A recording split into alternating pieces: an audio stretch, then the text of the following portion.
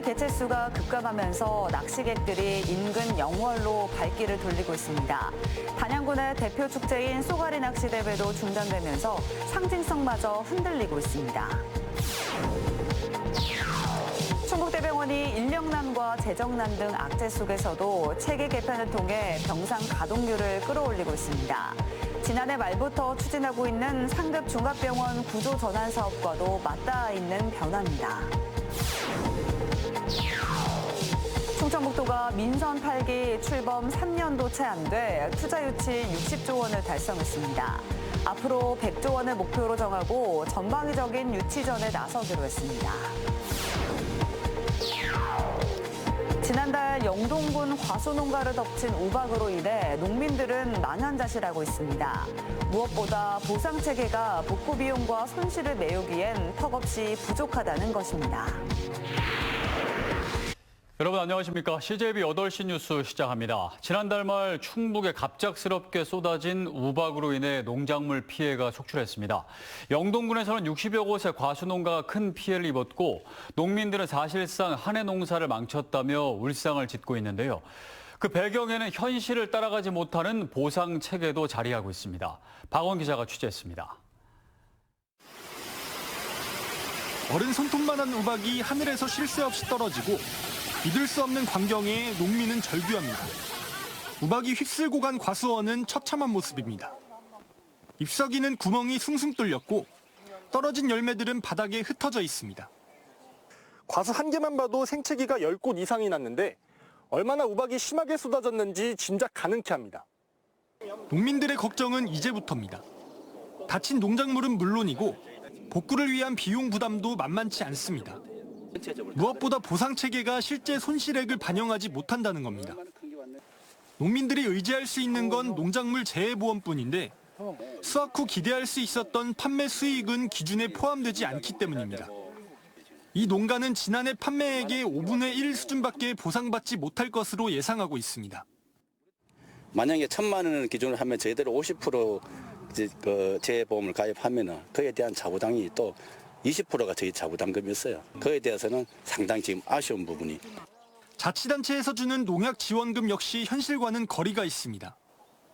충북도의 기준은 만제곱미터당 276만 원.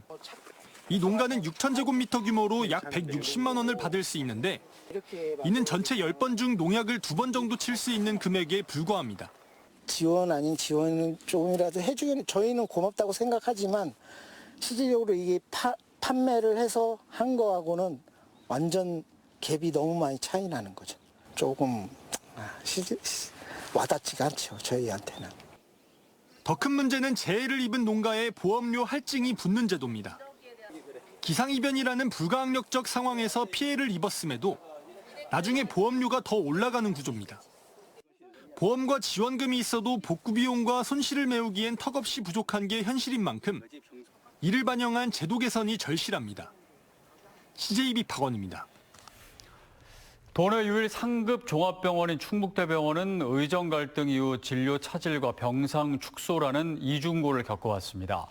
이에 충북대병원은 인력과 진료 체계 정비를 통해 대응에 나섰는데 최근 들어 중증 병상 비율이 증가하는 등 상급 종합병원으로서의 면모를 갖춰나가고 있는 것으로 파악됐습니다. 지난해 말부터 추진하고 있는 상급 종합병원 구조 전환 사업과도 맞닿아 있는 변화입니다. 이환 기자입니다.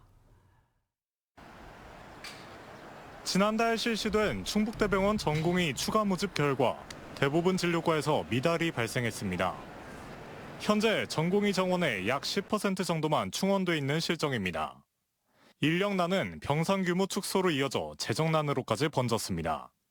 이를 극복하기 위한 충북대병원의 전략은 인력 재배치였습니다. 일반 간호사를 전공의 업무를 일부 보조할 수 있는 진료지원 전담 간호사로 전환해 인력 공백을 메우고 있습니다. 실제 이번 달 기준 154명의 진료지원 전담 간호사가 각 진료과에 배치됐습니다. 지난해 채용했지만 임용하지 못했던 신규 간호 인력 206명에 대해선 올해 들어 51명이 입사했고 하반기엔 75명이 추가로 입사할 예정인 것으로 파악됐습니다. 진료체계 개편을 통해 중증병동 운영도 확대하고 있습니다.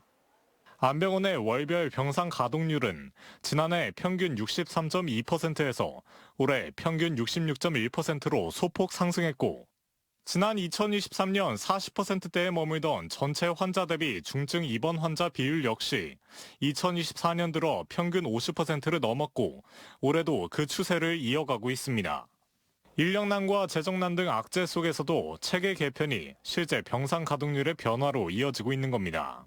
이는 충북대병원이 지난해부터 보건복지부 정책으로 추진하고 있는 상급병원 구조전환 사업과도 맞닿아 있습니다. 모든 병원들이 특히 지방대학병원들은 체질 개선을 통해서 어떤 중증 질환 또는 만성 질환, 희귀 질환을 중심으로 그런 진료 체계를 구축할 수 있는 도내 유일의 상급 종합병원으로서 지역 공공의료 기반의 주축을 담당하고 있는 충북대병원이 지금의 어려움을 잘 타개해 나갈 수 있을지 관심이 쏠리고 있습니다. CJB 이환입니다. 최연호 한국고용노동교육원장에 대한 갑질 의혹이 제기돼 고용노동부가 감사에 착수했습니다. 교육원의 전현직 일부 직원들은 최 원장이 가구 주문 등의 개인 심부름을 시키거나 모욕적인 발언을 했다고 주장했고, 최 원장이 가족과 지인을 자문위원이나 전문위원으로 위촉했다는 의혹도 제기됐습니다. 반면 이들 의혹에 대해 최 원장은 전면 부인한 것으로 알려졌습니다. 국민의힘 청주 서원 당협위원장을 지낸 최 원장은 지난 2022년 9월부터 9개월간 충청북도 정무특보를 맡기도 했습니다. 단양군은 쏘가리의 고장이라 불릴 만큼 쏘가리를 활용한 관광 마케팅에 공을 들여왔습니다. 하지만 최근 쏘가리 개체 수가 급감하면서 축제가 무기한 중단됐고, 낚시객들도 인근 지역으로 발길을 돌리고 있는 실정인데요. 단양군의 상징성마저 흔들리는 가운데 근본적인 점검이 필요해 보입니다. 김세희 기자입니다. 단양군 구경시장 입구에 우뚝 선 쏘가리 조형물. 민물고기 제왕으로 불리는 쏘가리는 단양군의 군어로 지정될 만큼 단양군을 상징해 왔습니다.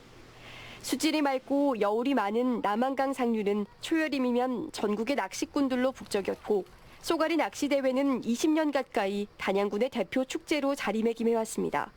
하지만 쏘가리 개체 수가 급감하면서 지난해부터는 낚시 축제가 잠정 중단됐습니다. 지난 2022년 대회 당시 700여 명이 참여했지만 잡힌 쏘가리는 단 한 마리뿐. 이듬해에도 4마리에 그쳤습니다. 마리수가 많아가지고 시간이 많이 뭐 1시간 이상씩 걸렸거든요. 저 수중보 생기고는 한 마리 나오고 서너 마리 나오니까 그거는 개체가 시간이 별로 없잖아요. 이렇게. 쏘가리가 잡히지 않으면서 한때 800명 가까이 몰렸던 낚시대회 참가자 수도 절반 가까이 줄었습니다. 전국 각지에서 찾았던 낚시객들은 인근 지역인 영월로 발길을 옮겨가고 있는 실정입니다. 낚시객들의 감소는 지역 경제에도 큰 타격일 수밖에 없습니다. 안 좋아졌죠. 상황이 많이 나빠졌죠. 그래갖고 밥 먹고 살기 좀 그렇죠. 좀. 지금 좀 덜 좋아요. 단양군은 개체수 감소가 심각함에 따라 취업 방류량을 30% 가까이 늘렸고 실태 조사에 나섰습니다. 하지만 정작 수십 년간 방류 사업을 이어오면서 쏘가리 개체수 변화에 대한 분석 자료는 전무합니다. 단양강에 어떤 고기가 서식하고 이런 어느 구간에 쏘가리가 많이 분포하는지 파악을 한 다음에 이제 거기에 맞춰서 낚시 대회에 적정한 시간이나 날짜, 장소 이렇게 선정을 해서 군어 지정과 특화거리 조성, 조례 제정까지 20년 가까이 쏘가리 관광 사업에 공을 들였던 단양군. 개체수 급감과 함께 상징성마저 흔들리는 가운데 생태적 관리와 자원 회복에 대한 구체적인 전략이 필요한 시점입니다. CJB 김세희입니다. 지방자치단체마다 앞다퉈 주력하고 있는 것이 투자 유치인데요. 이 충청북도가 민선 8기 출범 3년도 채 안 돼 투자 유치 60조 원을 달성했습니다. 지리적 이점에 전방위적인 노력이 더해진 결과인데 앞으로 100조 원이라는 목표치를 정해 새로운 도전을 준비하고 있습니다. 최현석 기자입니다. 충청북도가 투자 유치 60조 원을 달성했습니다. 민선 8기 출범 3년도 채 안 돼 이룬 값진 성과입니다. 이번 기념식에선 LG 에너지 솔루션이 오창 공장에 배터리 연구와 제조시설 증설 추가 투자를 약속했습니다. 기술 혁신을 같이 하고 이를 기반으로 많은 데이터를 수집을 해서 저희 사업 확장과 에너지 솔루션의 비전 달성에 중추적인 역할을 할 것으로 기대하고 있습니다. 아울러 샘표식품도 기존 영동 공장 내 생산 시설을 증설하기로 했습니다. 그동안 투자 기업은 SK 하이닉스를 비롯해 LG화학, 현대모비스 등 1231개, 투자 액수는 60조 1452억 원에 달합니다. 이로 인한 생산 유발 효과는 64조 4천억 원, 고용 창출 효과는 34만 4천 명에 이릅니다. 관세 그런 문제라든지 또는 경제가 침체되어 있는 상황 속에서 충북이 유독이 이렇게 많은 투자가 이루어지고 있는 것은 대한민국의 첨단 산업의 중심으로서 충청북도의 경쟁력을 보여주는 일이다. 하지만 과제도 적지 않습니다. 투자 유치가 청주와 충주, 진천, 음성, 중부권 4개 시군에 90%가량 편중되고 있다는 점입니다. 반도체와 2차 전지, 바이오 등 충북 3대 전략산업에 집중되는 점도 새로운 준비가 필요하다는 반증입니다. 충청북도는 앞으로 인공지능과 첨단 모빌리티 등 신산업 분야 스타트업과 지식 기반 서비스업 유치 등 새로운 도전을 준비하고 있습니다. 우리 산업을 전반적으로 재편해야 될 필요가 있고 우리 충청북도가 그 AI 부분에서 교육이라든지 또는 그 산업이라든지 또는 기술이라든지 어떤 면에서 뒤지지 않는 그런 강도를 만들기 위한 노력이 새롭게 시작되어야 된다고. 충청북도는 투자 유치 60조 원 조기 달성에 만족하지 않고 앞으로 100조 원을 달성한다는 목표를 세우고 전방위적인 유치전에 나서기로 했습니다. CJB 최연석입니다.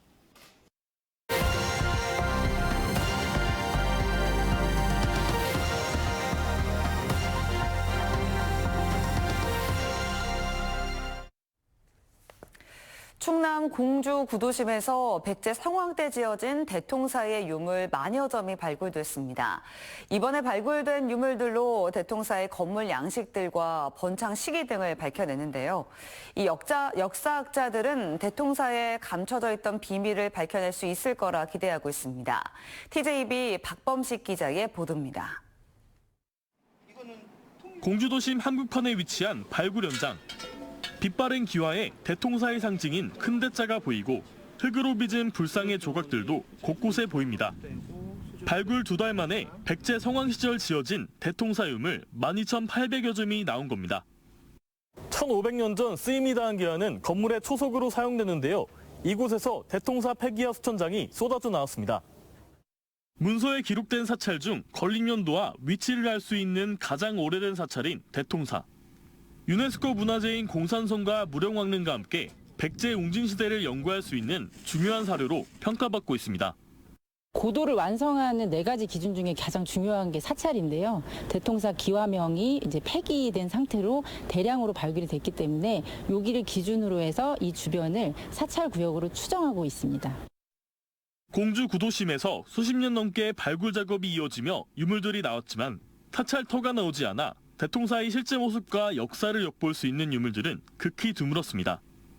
하지만 이번 발굴에서는 목탑에서만 발견되는 작은 불상이 나와 대통사 안에 목조탑이 있었다는 것이 확인됐습니다. 또 70%의 유물이 고려시대 유물들로 확인돼 백제시대부터 시작된 사찰이 고려시대에 가장 융성했다는 사실도 밝혀냈습니다. 2027년까지 대통사지 그 역사공원을 조성하고 예정인데 이런 조성 과정에서 좀 추가 조사가 이루어진다라면 이런 마지막 퍼즐 대통사의 어떤 실체도 회복될 수 있지 않을까. 역사학자들은 이 지역의 발굴 범위를 넓히면 베일에 쌓여있던 대통사의 비밀을 밝혀낼 수 있을 것으로 기대하고 있습니다. TJB 박범식입니다.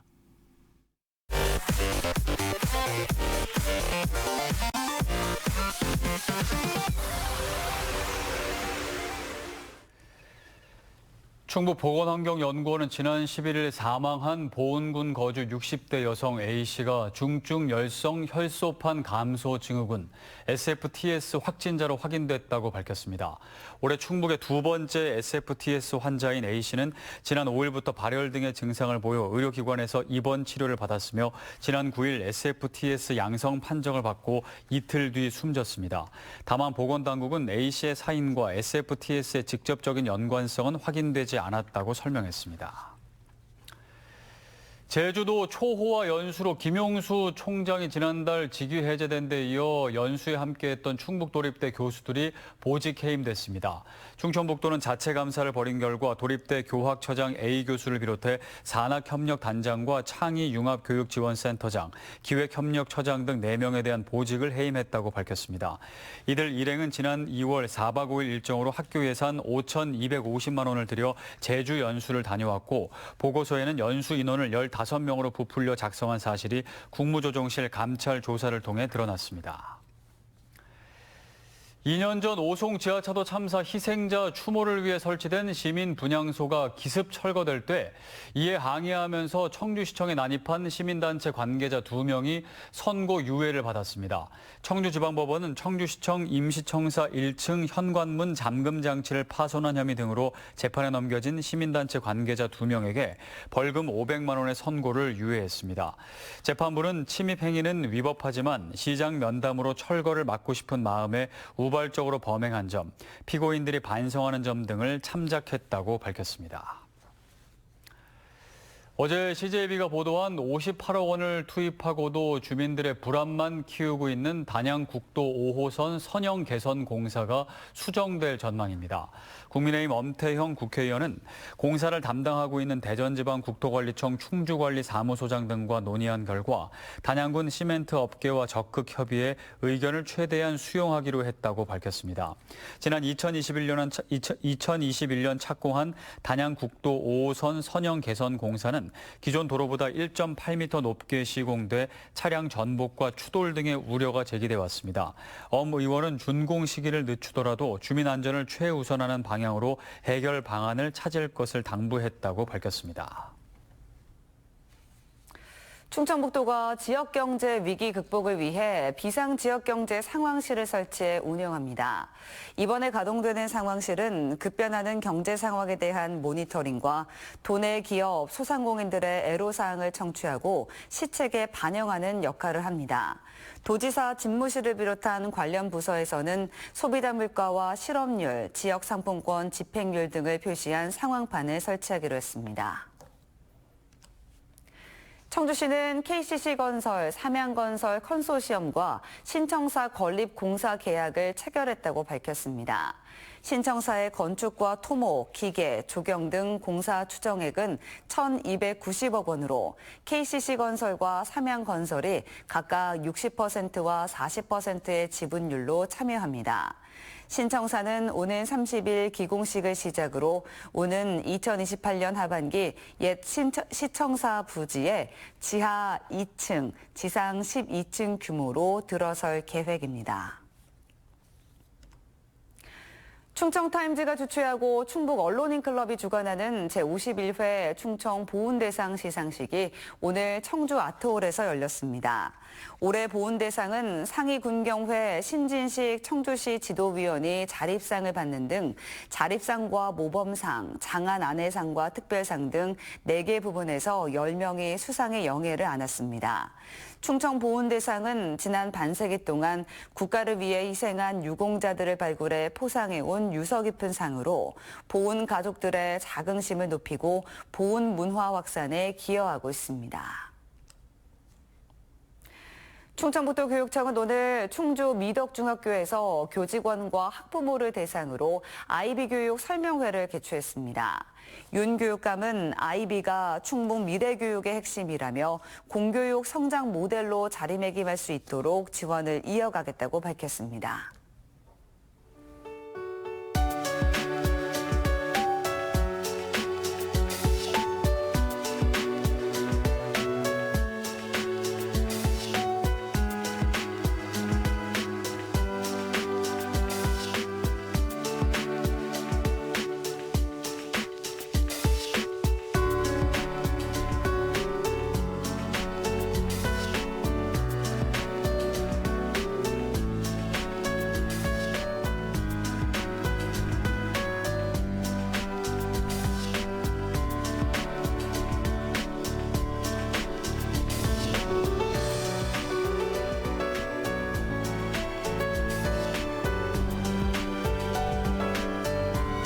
이상으로 CJB 8시 뉴스를 모두 마칩니다.